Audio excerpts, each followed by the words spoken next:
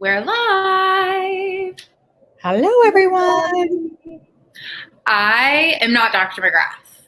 I should have had some like hardcore. I feel like he comes in always with like a 5-minute intro of some music. I should have had some music ready to go.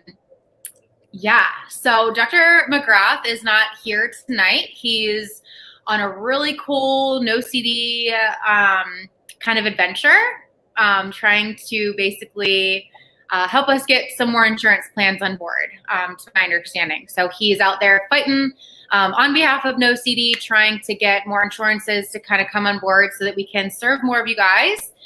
So while he's doing that, he asked me to take over his webinar. So for those of you who don't know, and if this lovely lady is not familiar, my name is Jenna Overbaugh. I'm a full-time therapist here at NoCD. Been working with people who have OCD and anxiety for 10 to 12 years. I absolutely love this population. I have lived experience with OCD after having my son, struggled with postpartum OCD. And tonight we have a return lovely guest. I'm flipped. This is Debbie.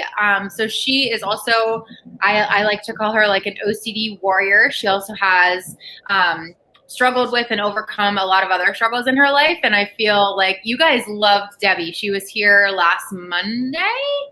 Was it already last Monday, Yeah. Debbie? It was last Monday. I think it was. Was it Monday?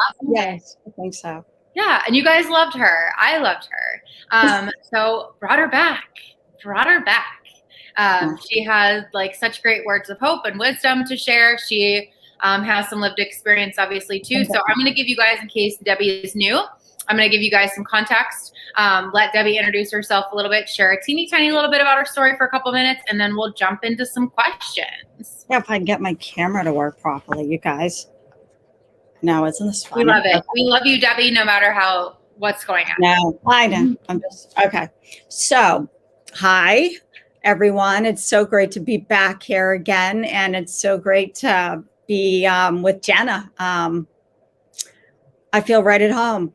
Jenna and I really hit it off, so it was really great. I'll just briefly talk about, my OCD and my substance use disorder that I have. I am a recovering alcoholic. It's interesting. I did some thinking, not ruminating, but some thinking during this week. And I was talking to people about how I feel that the message that I can send to people is that you would think like, and I hate to say this, but the stigma or the stereotype of like what an alcoholic will look like, quote unquote, would be like, and it's sad, but like the person out on the street or the homeless and then you got, me I'm put together. I have 4 kids. I've raised 4 kids, married for 22 years. And, am I the definition of an alcoholic? I had to ask AA that question because it was crazy, coming home and drinking 3 glasses of wine and needing it. And my OCD telling me that I needed it because I didn't want to deal or feel anything that OCD had to bring me. I was down that path of the OCD because the OCD was dictating. I wasn't dictating. And I didn't even know it. That's how crazy it was, that I didn't even know the relationship between the two. And now that I do attend AA meetings on a regular basis, because it keeps me accountable, just like you guys keep me accountable. When I wake up in the morning, it's unbelievable because I will say, what would I tell if I was on with Jenna? What would I be telling people right this moment? And it holds me accountable to doing my own ERP, exposure response prevention. And do I always do it right now? So my story is to share with you that I am an OCD. I have OCD. I have perfectionism. I'm a checker, and intrusive thoughts. And I did get treatment in 2015 after, I think I told you guys, my dad passed away unexpectedly. And the trauma was just horrendous, but it did not create my OCD. I always had OCD. And manifested in different ways. As a child, it was a lot about health. It was a lot about protecting everybody in my family because I thought, I was responsible for them and that they would, just a lot of fear. a lot of fear, and a lot of things I'm learning more about OCD that that have got brought up right now. So I want to share my experience, strength, and hope with you guys, and answer any questions I can for you, and let you know that you can live a wonderful life, like I told you last time, with OCD. It is possible. It is so possible. There's a lot of thinking. There's a lot of stuff that has gone on this week for me. A lot of massive intrusive thoughts because I have a big change that's going on in my life. And so that in and of itself is a way for OCD to go, oh, you're out of control. Let me see how much I can come in and mess your brain up. So I will share that with you guys because it's an insidious disorder, illness, I guess we call it. And it doesn't want to give up, and it will fight till the bitter end. Right. And I have found ways, and it was through exposure response prevention, which was exposing myself. And I did this for 6 weeks, did a residential treatment program. I think I told you all last time too, if anybody else hasn't heard. And it was the hardest thing, but the best thing I ever did. And the mornings for me are horrible. Not always horrible, but today was horrible. How's that? It was a really, really, really hard day. And what a better perfect day for it to be a horrible day than for me to be on here to share with all of you that it was a horrible, challenging day for me this morning. So I'm glad I can be here to share that with you. But well, yeah, I think we have so many people like wondering. There's just so many questions that I think you'll be perfect at answering. So I can't wait to answer those questions because there's like my mind. I do have other mental illnesses, if anybody's wondering, obviously not social phobia. So I kind of, that's an advantage to me. So I take that win. And for all of you, if you ever ask the question, why am I cursed with this? There's not one mental illness that I would ever take away from me. If God gave and granted me, or anybody granted me a wish, could I take something away from me? And the answer would be no. And people would go, why? Because then I wouldn't be me. And there's so many great things about me. I'm articulate. I can say I'm beautiful from the inside and out. I have a passion for life. I have a passion for sending this message to other people. There's many different things about me. Would I have that if I didn't have OCD? Would I have that if I didn't have ADHD? Would I have that if I didn't have all this craziness, this crazy mind of mine, but this wonderful mind of mine? No, I don't know. So I wouldn't trade it. The very first question here is like, this is like perfect about what it is that you're talking about right here. You're gonna freak, Debbie. We call this in AA a God shot. Hello, this is Nina.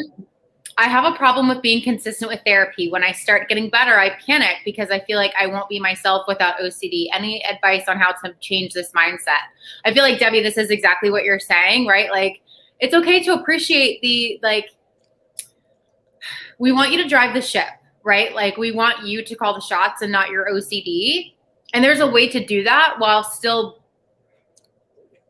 getting to a point where you can love who you are, right? And like enjoy, love the journey and like see that as part of your journey, right? So Debbie, talk to us a little bit about what you think about this. Well, I think two things could be happening. Saying that you won't be yourself without your OCD, is that your OCD telling you this? Or is it your real truth? So if it's your real truth, my answer would be, no, you're you. To me, the OCD, our mental illness and OCD and my alcoholism does not define me. It's part of me. So your core essence of who you are, you're always going to be you. And if your OCD is telling you that, I would stick my middle finger up, but I won't. And I won't say the F word. Tell it to do that, because that's just one big lie. You are you, and you are beautiful as you. Keep up the work. And that's like me saying to a diabetic, stop your insulin. I'd be killing them.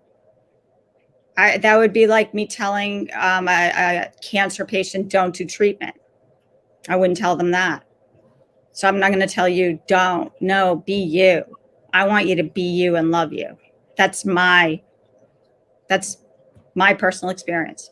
Right. And Debbie, like, you're the perfect example of how you can love that and still drive the ship and not let your OCD dictate that, right? Like, you are you and you still like give the middle finger to OCD every day. And I feel like there's a way to do both. Absolutely.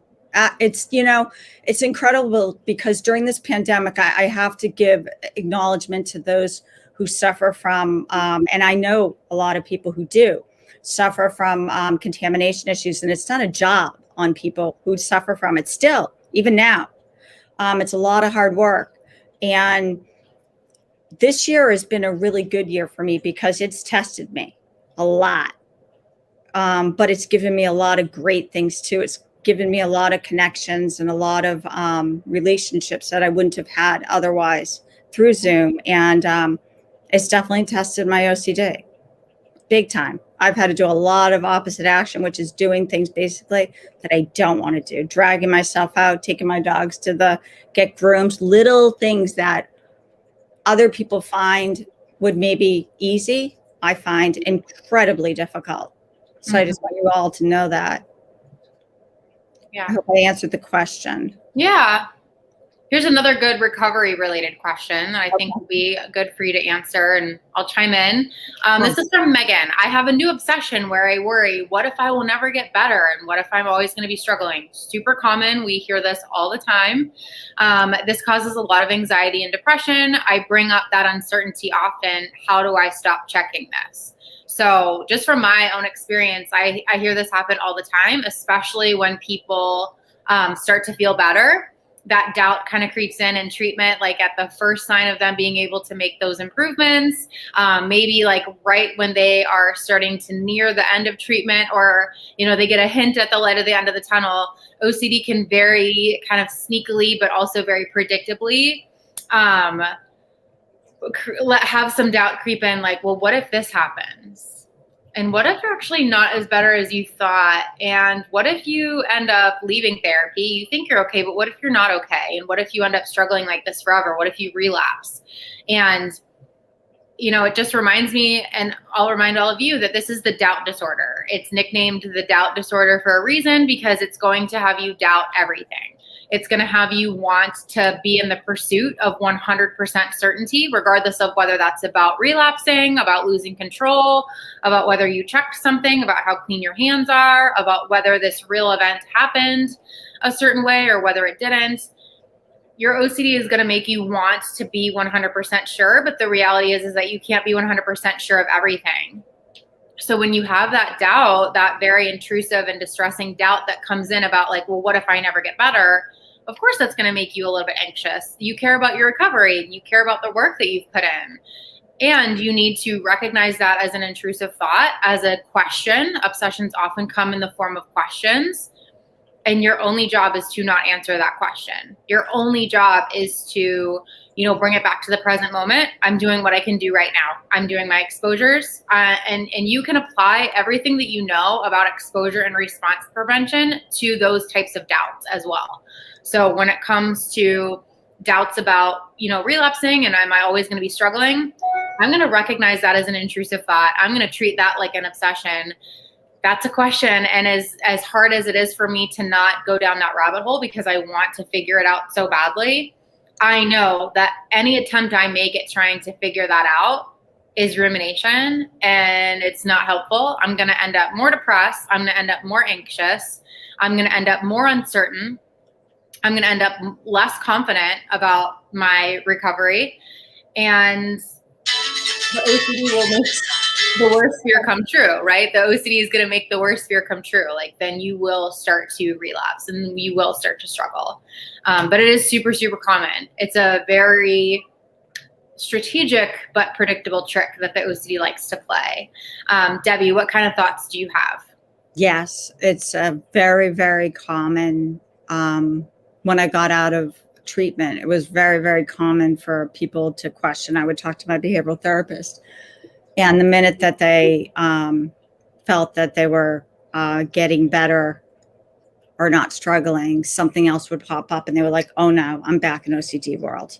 And I think that, the fact of the matter is that know that you're always going to have OCD. It's never, like I said before, and Jenny, you can chime in and help me out with this one, but my intrusive thoughts will mess with me so bad that they will say, because right now I'm in a position where it's like kind of an out of control feeling for me. Like, it's not like I don't necessarily have the answers, and that's okay. But my OCD wants to start playing this role of, should I do this? In the morning, it'll be like, do this. No, don't do this. Do this. Don't do this. And then I'm like, okay, this is like not even funny. Like, and these intrusive thoughts just go over and over and over and over and over in my head. And I just, what I do? I just pick one and I just do it and I get it done. And I'm like, okay, done. And then, so I think that but that doesn't mean I'm landing back at, residential, just because the intrusive thoughts are so intrusive, because the goal of OCD is it wants to find any opening that it has, and it will. And I think our job is, I was thinking about it this week, is to forgive ourselves and to understand, to expose ourselves to that uncomfortability, being uncomfortable and having that unknown.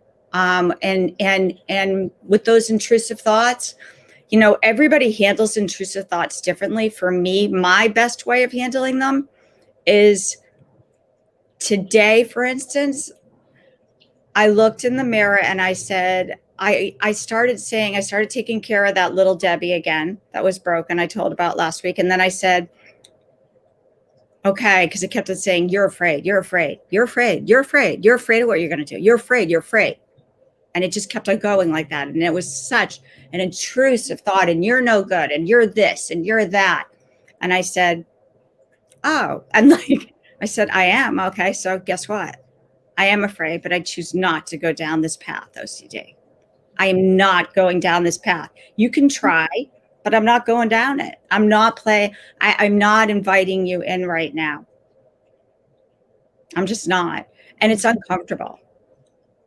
But that's how I handle it. But it doesn't mean I'm back there again. It just means being comfortable with being uncomfortable. Yeah. Someone mentioned once, and I don't think I really understood it, but you are kind of bringing it back to me. So maybe now it's kind of sinking in, but that the best way to kind of win a tug of war against OCD is to just drop the rope. Yeah. Just whatever. Yeah. There's no you way. You can either be there or you cannot be there, but I'm not going to go down that rabbit hole. Like, I'm not participating in this. Yes. And that's what I say. I'm not participating in this, because those intrusive thoughts feel so real, because you say to yourself, what am I, crazy? And you're not. Yeah. I'm telling you all, you're not, because I'm not crazy. So if I'm not crazy, you're not crazy. Nobody's crazy. These intrusive thoughts are real, and they can be really debilitating if we allow them. Don't go down the rabbit hole. Just don't. Try not to. Yeah. Lots of recovery related questions tonight, Debbie. Maybe that's like our theme of the evening. I've heard we can fully recover. Is that not true? And this is not the first time that it's been asked. Like, there were some other recovery related questions. Troy asked, do you guys think there will be a cure in our lifetime? I have a lot of thoughts about this. We often say that like OCD is a chronic condition, and that you'll never fully, there's no cure for OCD. And so I feel like it's more complicated than like a yes or no. And Debbie, I'm curious to hear your thoughts too, but there are two parts to OCD, right? There are the obsessions and the compulsions.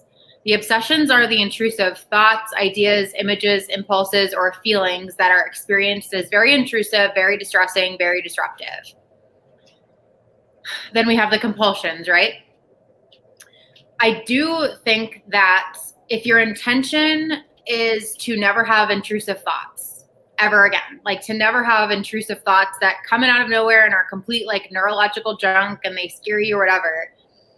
If you have to have an absence of those in order to be recovered, then no, I don't think that that's possible. And the reason why I think that's not possible is because we all have intrusive thoughts. We all have intrusive thoughts all the time. There's a really great article. It's called Surprise, Intrusive Thoughts Are Normal. And as you look down the article, it's like fear of like stabbing someone, fear of all of a sudden like rearing your car off into the middle of the median and like crashing your car, randomly jumping over a bridge, running into oncoming traffic, like all of the intrusive thoughts that we work with people on a day-to-day basis in an OCD sense. These are the intrusive thoughts that people in a universal sense, we experience these intrusive thoughts. And so the problem isn't the intrusive thoughts. The problem is the misinterpretation of those thoughts and the relationship that people who have OCD have with those thoughts. They take a lot of responsibility for those thoughts. They judge those thoughts. They want to control those thoughts. They want to not have those thoughts. And the misinterpretation of those normal intrusive thoughts and uncertainties that we all experience, the misinterpretation is where it goes haywire. The misinterpretation is what causes anxiety, and that anxiety is what causes compulsions. And so I do not think that a life without intrusive thoughts is possible. Like that, I think it does not exist. I have intrusive thoughts. My husband, who is the most laid back, chill person ever, has intrusive thoughts.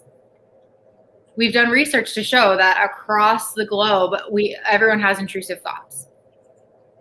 I also don't think that it's possible to live without anxiety. Anxiety is a functional emotion. It's functional. If we didn't experience anxiety, we would all be dead. We would all be running head on into traffic. We wouldn't be able to go to work because we wouldn't have anxiety over not doing so. We wouldn't have anxiety over not paying our bills or being homeless or starving or not providing for our families. Like anxiety is a good thing in functional doses, right? Like it prompts us to act. It prompts us to protect our values. So when we're identifying this concept of recovery, like can you recover from OCD? I totally 100% believe you can if you have the right expectations and you have the realistic expectations that recovery doesn't mean an absence of anxiety. Recovery doesn't mean absence of intrusive thoughts, because those are universal experiences that we all deal with to some degree. Now, I do believe that you are all 100% capable of resisting and reducing your compulsions to the extent that you no longer meet diagnostic criteria for OCD, right? So, the diagnostic criteria, we obviously use our clinical judgment as well for certain things, but it's supposed to meet or take up at least an hour a day as far as your obsessions/compulsions, including mental compulsions, including avoidance and stuff like that. It's supposed to cause clinical distress. So it's supposed to stress you out. You don't like the way that you're living your life. You would rather these things not be there. And it's supposed to cause some level of impairment. It's supposed to impair your functioning as far as your activities of daily living, your eating, your sleeping, your ability to go to work, take care of yourself, take care of your family, finances, social settings, occupational, whatever. So those three things, I believe 100% that everyone is capable if they have OCD, that everyone is capable of getting to a point where they no longer meet those boxes, where it doesn't take an hour a day, where it doesn't distress them anymore, where it doesn't impact their life. I feel like you can definitely live a life without compulsions. And of course you're going to have every once in a while, you're going to have that pull to go back there, to have those urges. But if you master recovery and you're, really vigilant and you practice the skills and you're, waxing and waning between defense, resisting rituals, and offense, which is putting yourself effortfully in these uncomfortable places and putting yourself in these exposure-like situations, then recovery is yours. Like 100%. You can rein that back in. You can rework some of your skills. In my opinion, it's totally possible. I don't even like to say that I don't like saying that OCD is chronic. I think it's way more complicated than that. I think you can definitely recover and live a fulfilling life. as long as you have the right expectations and realistic expectations for what that is. What do you think, Debbie? Well, you're speaking to somebody who is a recovering alcoholic, and you will hear some people in AA say recovered, and you never are recovered. Now, with that being said, OCD is a different animal. I would set my expectations to call it that I'm recovering, because I think that for me, I have OCD, but if I'm always, like right now, I'm always going to have a brain. Like if you did a scan of my brain, it would show that I have OCD. I believe that there's a difference. They say, am I correct, Jenna? I think that there's a difference in the brain for someone who has OCD. Yep. So there are neurological differences. Exactly. They're asking about genetics. Yes. So it follows a diathesis stress model, which means that you do have a genetic kind of vulnerability to it. That doesn't necessarily mean that if it is in your gene pool that you definitely 100% will have OCD. Yeah. Things can happen and kind of switch that on. But yes. So I guess what I'm saying is, so for me, I would say I'm recovering from OCD because it's always going to be part of me, and that's okay. And then when the situations like right now where my life is incredibly stressed and it comes up, I'm not going to say, oh no, why is it back? Because I have it and it's part of me, and that's okay. I'm okay with that. And I think that it gives it less power. I honor it. Yeah. And I invite it to be part of me and to be part of my essence and to be part of my soul. And as crazy as that sounds, it just, I don't know, there's a lot of great, wonderful things that have happened with me having OCD.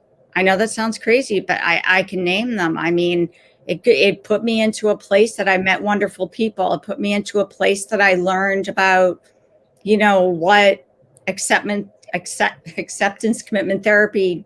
It's helped me in so many other areas of my life for the benefit. That I try to look at the positive. Am I always positive? Hell no. No, I'd be crazy to tell you I am. But I do my best to stay in the positive lane. It's the lane I choose to stay. But to say that I'm fully going to be recovered, I would have to say no. I would say I'm recovering because I'm always recovering. But that doesn't mean I'm active in it every single moment of the day. That's just my opinion. Yeah, I can see that for sure. And I think, I think it's more so the feeling and how you're managing that and your relationship. Like your relationship to that, as part of your life, exactly. That's the most important thing. And I think you're right, Debbie. Like the more that we want to get rid of this, the more that we want to get rid of it, the more it's going to stick around, right? Like I think that wanting to get rid of it is an engagement strategy in OCD. It's a really sneaky way of keeping the OCD around, makes the OCD stronger. Versus if we can kind of gradually adopt this attitude of that's part of me, that's part of me, like that recovery process is part of me too. Like that is the way that my brain worked at one time. And I'm constantly trying to keep that in check. And I feel confident in my abilities to do that. I think it's definitely possible to kind of live, but it also requires you to live ERP as a lifestyle, right? Absolutely. Like you're saying that even as of this morning in the bathroom, as these thoughts are coming to you, I would follow me down the stairs too to the kitchen. Let's not forget that. Seriously, you're living the lifestyle of ERP. And do I mess up? And do I mess up and do a ritual? Yeah. But then I move on. But yeah.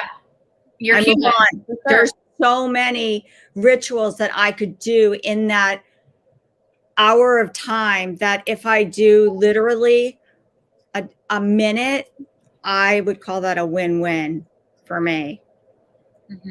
You know, I'm not advising, but like, honestly, are we perfect people? No, we're not perfect. And you know what? The other thing I do want to add is I'm not saying I wake up in the morning and say, oh, hi, I'm OCD today. Like, no, that's not how I live my life. I guess what I'm saying is to set your expectation that you're like, kind of like, embrace it. Just like I said, like, I think last week was embracing negative emotions. Like that has been accepting all emotions and being okay with all emotions. Yes, because that has been such a positive way for me even this year. It has helped me so much to embrace sadness. It's been so helpful for me to embrace anger, which is a secondary emotion to sadness, but to embrace it. And a lot of people have a hard time with it, and they think, oh no, if I'm sad, oh no, what's going to happen? Don't. That's my advice. Embrace it. Say, I am sad right now. Yeah. Give yourself time to just feel the feels. Process it. And then move on. Yep. Awesome. So good. Jane Taylor. This is one of my favorite topics. I feel very, very strongly about what this is going to get into. This may sound silly. It doesn't sound silly. I'm sure you're not the only one out there wondering, why does OCD change themes? So Debbie, I'd love to hear you too. Like, I know you've talked about some of your obsessions and your compulsions. I'm curious, like, did your OCD ever kind of switch themes on you? Yes. If I told you in 2015, I didn't even know what an intrusive thought was. Never even knew what they were. Was it more so just like perfectionistic stuff? And checking. Yeah. And then all of a sudden this year, because of being in a world right now of feeling this out of control feeling because of situational issues, all of a sudden I was having these thoughts, and I asked someone who's a behavioral therapist and a doctor, and he went, oh yeah, those are intrusive thoughts. And so, yeah, we call them whack-a-mole. So yeah, once you kind of get, the perfectionism might get less, then it'll move on to something else. And you're like, holy crap, like, where did that come from? And you just, I thought I was getting somewhere. Like, it can be something for people because it feels like they've gotten somewhere, and then it's like, what? Like, yeah, you're like, what? Like, am I gonna live with this forever? Like, yes. But know that is actually very, very common and not something to freak out over. Acknowledge it and know that that's OCD going, oh, you fixed that problem? Let me move on to the next. Yeah. So yeah, and like Debbie said, it's whack-a-mole. So this is kind of the, again, very predictable pattern that OCD will try to play to strategically try to get what it wants out of you. So it's the typical, like, if my toddler asks me for a lollipop for dinner, like, he just wants a lollipop for dinner, and I say no, or whatever he asks me for, if that's not the response that he wants, and he really, really wants it, he's just going to go and ask dad. And if that doesn't work and grandma's around, he'll go and ask grandma, right? Like, he's going to try to go and try to get what he wants in some other form or fashion. And so we have to recognize that OCD actually doesn't, when we get down to brass tacks, it has nothing to do with content. So there's a lot of research out there, a lot of professional opinion out there. Dr. Reed Wilson is a really great kind of expert in the field who really pioneers this idea that OCD has nothing to do with content. And I know a lot of the times we get really focused, people who have OCD, loved ones, and clinicians too, and, researchers, we get really stuck on these subtypes. And I definitely think that they're helpful, right? Like, they give you a sense of community. It's nice to explain in one or two words kind of what it is that you're struggling with in a way that other people can readily understand you in one quick bit. It helps you have that sense of belonging with other people who struggle similarly to you. And I also think that by using subtypes too much, we overshadow what OCD really is, which is the doubt disorder. It's all about intolerance of uncertainty. It's all about not wanting to be anxious. and wanting to be 100% sure about something or feel 100% about something. And so it's just that OCD wants that of you, and it generates this superficial content that's really going to fluster your feathers. And that's why everyone always struggles with OCD when it comes to what they care about, what they value. Why does OCD attack what I value most? Because that's what it got to fluster your feathers, right? That's what it got for you. The reality is that we all sit with uncertainty every day. Like when we get in the car, we sit with the uncertainty that we could get in a car accident, but we still sit in the car and we still, for the most part, we drive, right? We kind of roll that dice, but there are other situations where we can't, for some reason, sit with that uncertainty. And so OCD has generated this superficial content to try to get you to respond so that you can feel 100% certain or 100% safe in this way. And when you do exposures or you try to resist your rituals in this one content area, say that you work really superficially on contamination, right? And you do exposures about contamination, and you say to yourself things like, maybe I am dirty, maybe I'm not. Maybe that doorknob was germ infested, maybe that doorknob wasn't germ infested. That's all okay.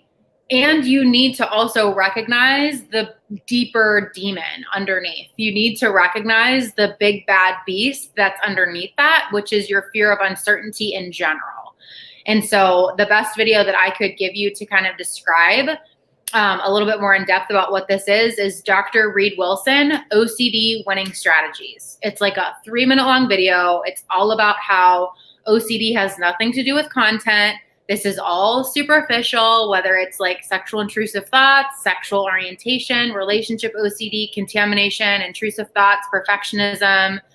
It's all superficial, and you can never win there. You have to kind of get underneath, provoke that uncertainty about life in general, about how this like generic uncertainty makes you uncomfortable.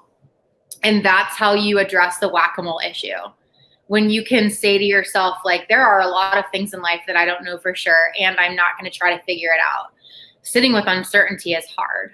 When you can sit with the generic, good old-fashioned generic uncertainty, that's what's tough. But that's what's going to really get to the OCD, because that's what the OCD wants. And so if you just stay superficial and you just stay in content, then it is going to feel like whack-a-mole and your themes are going to change. He actually has 2 really good videos on this. So again, the one you could find it on YouTube would be Dr. Reed Wilson, OCD Winning Strategies. And the other one is Ditch Content, Welcome Uncertainty. Ditch Content, Welcome Uncertainty. So ditching the content, we're not going to necessarily focus on whether I locked the door, whether I didn't. I don't know. There's a lot of things in life that I don't know. And I'm just going to keep rolling with it. What do you think, Debbie? I definitely would agree. I think that I think as a person with OCD, I think we tend to analyze everything, and that we try to make sense of something that doesn't make sense. There's no sense to it. So if I really sit and try to dissect, why am I feeling this way? Or why am I doing this? Or why am I, blah, blah, blah, blah, blah, blah. I mean, it could drive you crazy. So it's nice to have a label that, yeah, okay, I'm a perfectionist. But in all honesty, like you said, Jenna, it's really not the content that matters. And we don't need to dive into why is this happening, because the more I think we dive into why is this happening, the more it can lead to depression, the more it can lead to anxiety, the more it can lead to so many other, just lead you down a rabbit hole that really there's no answer. So if you accept that uncertainty, and accept that I believe that it wants to have control.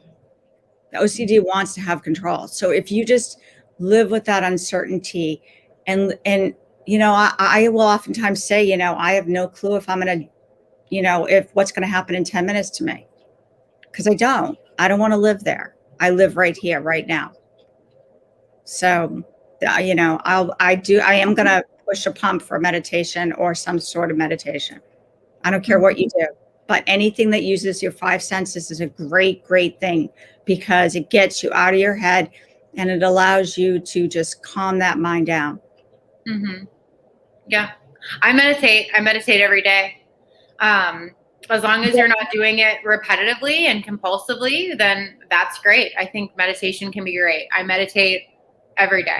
Yeah. I mean, I definitely notice a difference. You do notice a difference. And I've been having trouble meditating. So like this morning, for instance, I was listening to a meeting and then I'm like, you know what I'm going to do? I don't know if you guys have heard of emotional freedom tapping, but I started doing that, which has been really, really helpful. And it's different, but it's not as like having to sit still. It's just tapping on different meridian points of your body. And it takes 10 minutes and it's easy. So anything. Yeah. I love this. Natalie, ERP is key. Exposure and response prevention, you guys. Right. Maybe there are some people who, Debbie, maybe there are some people here who don't really know what exposure and response prevention is. Can you just give me like a 2 or 3 minute spiel of kind of what your experience in ERP was like? Sure. So my experience is that it was exposing myself to the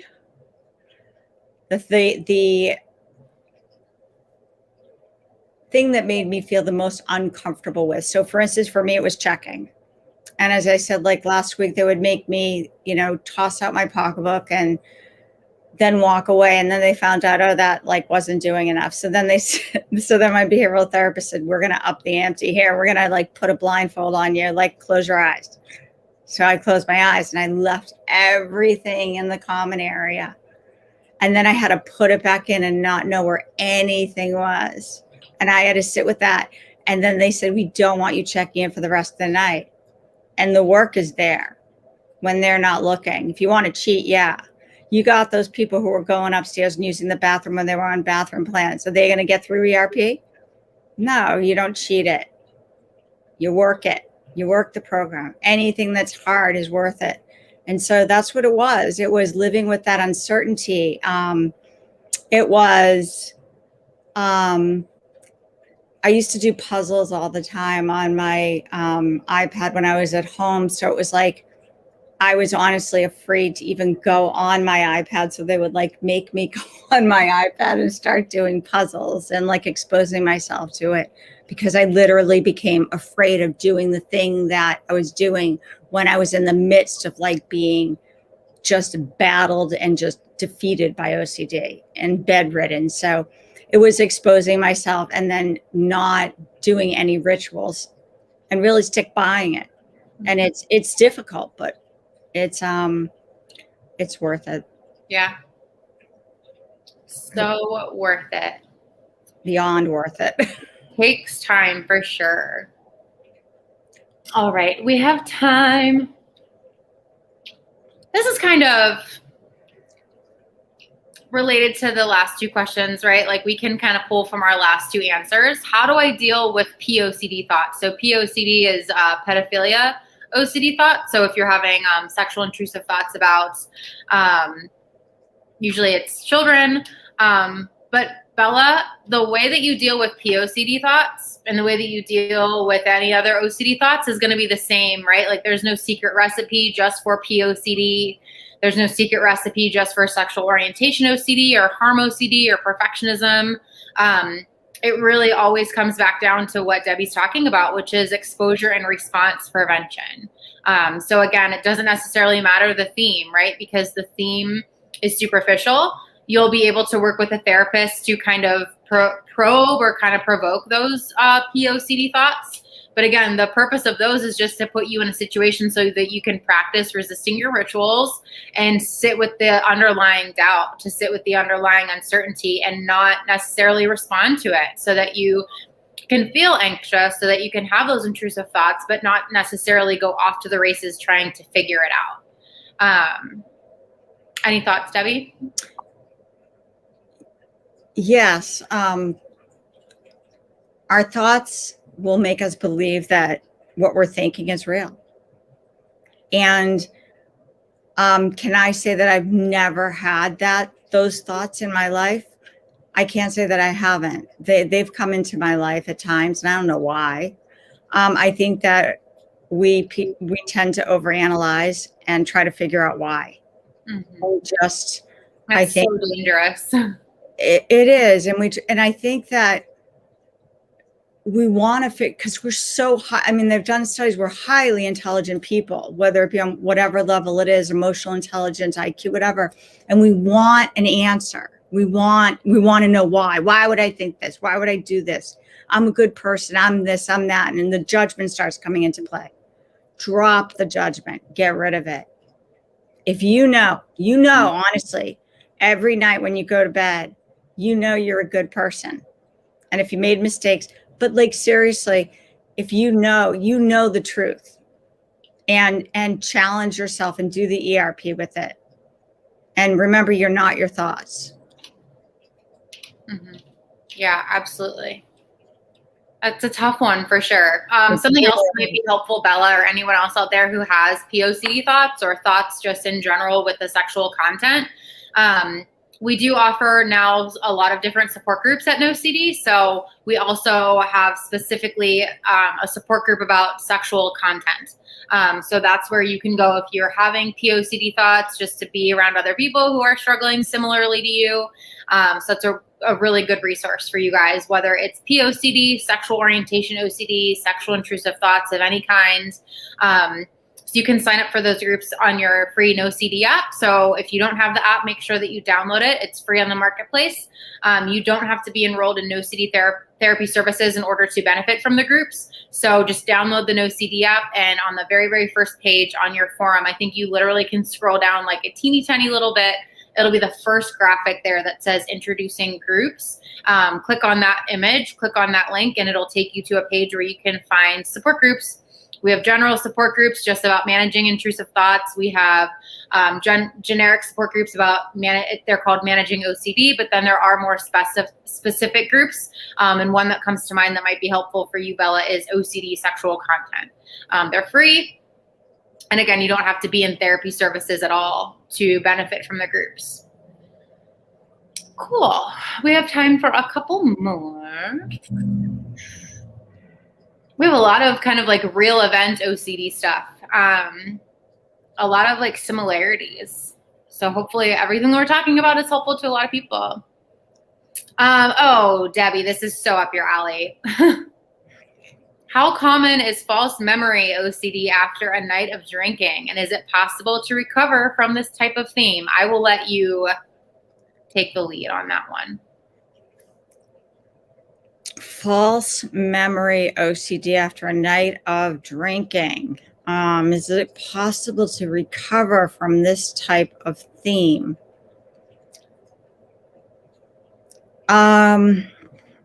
So they believe that they're having a false memory, or they're not quite sure they have a false memory. Yeah, so I've heard this a lot. So it actually is really common.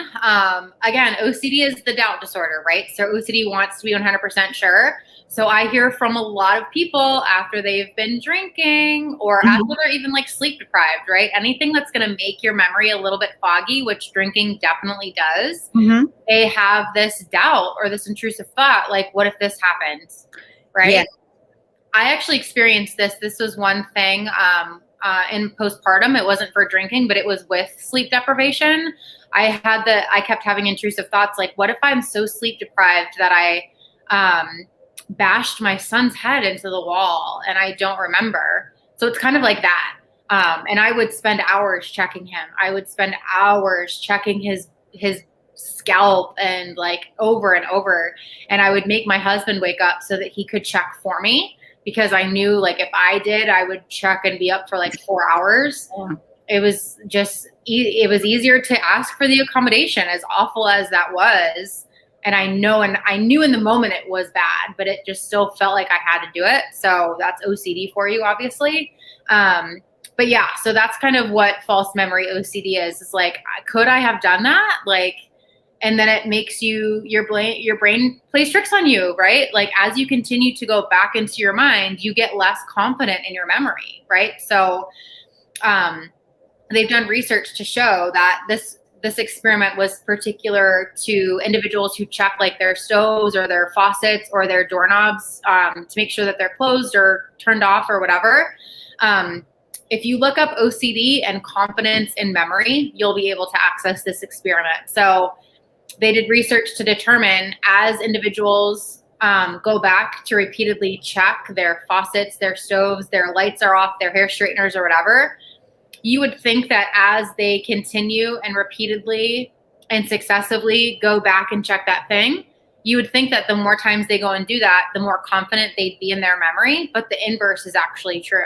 So the more that you go back and you check, the less confident you are in your memory. And this, I think it's true for false memory OCD too, right? So if you continually go back and check your memory to review your content of your memory, did that happen? Could that have happened? Do I remember being here? Do I remember feeling that way or doing this thing?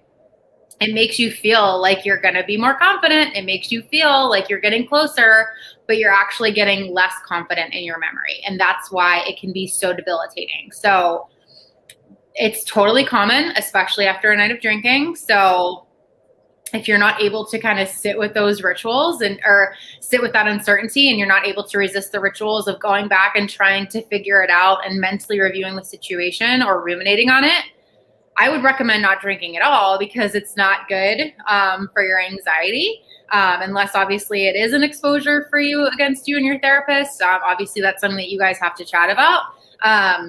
But if you're going to, be ready to resist the rituals that kind of come with it because they will go hand in hand and just compound how awful you feel. Yeah. Totally possible though to recover from that type of theme, just like any other theme.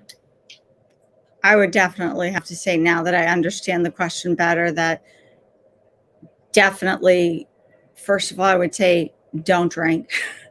I would say that because yeah, drinking and substance, I mean, I'm not saying that this person has substance use disorder, but it definitely will come in and play on that one and have you wake up the next morning, no matter, even if I had 2 or 3 glasses of wine, and make me wonder, did I do this? Did I not do this? It makes you question it. And there's definitely I think it's very common, incredibly common. It'll do it to me now. It'll say, did I put the deodorant on when I know I start to question it and question it and question it in my head. And I'm like, stop. And then the ERP for that would be, don't put it on again and walk away. That's the ERP for me. Yep. Yeah. So, yeah. I think it's very, very common. I'd have to say to you, yes, definitely very common. I mean, if you're not dealing with a blackout, which I've never, I don't know, I don't really experience those or had experienced those, but, blackout where you don't remember. I mean, it can really mess up with the 2 of those. And then you get into this whole battle and just a mess. So, yeah. For sure. Let's do one more question and then we'll call it a night, you guys. My goodness. Another good webinar. Does being sick make your OCD spike? I have the flu at the moment and it feels like it's gotten worse. So I think it's definitely possible. I know there's tons of research out there to show that it's very highly correlated when women are on their cycles or at different parts of their cycles for their periods. They tend to experience an increase in anxiety and OCD symptoms. I think as far as being sick, even if this isn't something that triggers you, right? Like if being sick doesn't trigger you, I think you're definitely tired. Your concentration isn't there as much. You're probably not able to kind of perform the mental task of resisting rituals and like offensively going out of your way to put yourself in a place of discomfort. That's okay. Give yourself a break, give yourself a rest, not to be confused with giving yourself permission to just give into rituals, because that's also going to make you really anxious. I would encourage you to just be aware that that's kind of how your body is going right now. You're probably like your mental resources are just really strained. as your body tries to, increase immunity and try to fight off the flu. Try to just get some rest. Not getting enough sleep, not feeling healthy can definitely impact your ability to give your all to the recovery and to give your all to the treatment. So I'd say give yourself a rest and give yourself some kind of compassion and patience, not to be confused with permission. Like I said, don't confuse that with permission. Not, I'm sick, so I'm just going to give in to all my rituals and screw it and whatever. But do give yourself some compassion for sure. And just, it won't always, be like that. When you have your energy back and when you're like not so brain foggy and when you have your concentration back and your energy levels back, then try to just get back in the game. But in the meanwhile, you can still keep up your defense, right? You can still try to resist your rituals and just do the best that you can. Debbie, how about when you get sick, what's that like for you? I'm so glad you asked. It is so incredibly hard. And I feel for you because I know what it's like for me to give myself permission to get into bed and go, okay, I'm allowed to have the flu. I'm allowed to be sick. And to give myself that self-compassion. And I say that anytime that your body is not up to par, because that's the time that OCD wants to go, oh, you're not up to par. Oh, okay. Well, but I would say my advice would be self-compassion, self-compassion, self-compassion. Be compassionate with yourself without giving in to everything that OCD wants to take away from you. And it's so hard when you're sick. It's really hard when you're sick because your defenses are down. So again, just be able to give yourself that rest and honor the fact that you are sick and that you're not feeling well. Mm-hmm. Yeah. Being sick is actually like one of my biggest triggers. I hate being sick. It's so hard. It's so hard. Being sick. If I had any symptoms as far as OCD goes now, it would definitely be in the physical sense. Like interoceptives would be really hard for me. Like any physical stuff. So being sick makes my OCD spike and my OCD symptoms spike because I hate being sick. I hate not feeling in control of my body. I hate like not having my concentration the right way. I hate like having to work twice as hard to have like the same quality output. So being sick, especially if it's your trigger, right? Like if that's the case, then try to just use it as an exposure, right? Like obviously we can't plan to be sick. And so we can't plan for these things to happen. But again, give yourself some patience, do the best that you can. And when you're feeling up to it, then learn from that situation. Like, okay, that really messed me up. Exactly. I really don't like being sick. And I don't like when my anxiety runs the show. Like I always get a little bit competitive with my anxiety. I'm like, damn it, you beat me. I don't like that. So we're going to go this round again, right? Like we're going to play this game again. And what do I need to do to make sure that you don't win next time? Because I don't like it when it wins over me. It does, but I don't like it at all. So this was such a great live. Oh my gosh, you guys are great. We got lots of hearts. We got lots of people saying thank you, Debbie. So I'm not sure if you can see it, but lots of people have found this to be helpful. Debbie, why don't you really quickly remind everybody where they can find you, where they can maybe follow you a little bit more, some of the communities that you run in case they would find those to be helpful. Definitely. I run 3 groups. One is Serenity Promises. And the other one is OCD, We Stand United. And the other one is OCD and Addiction Behaviors. And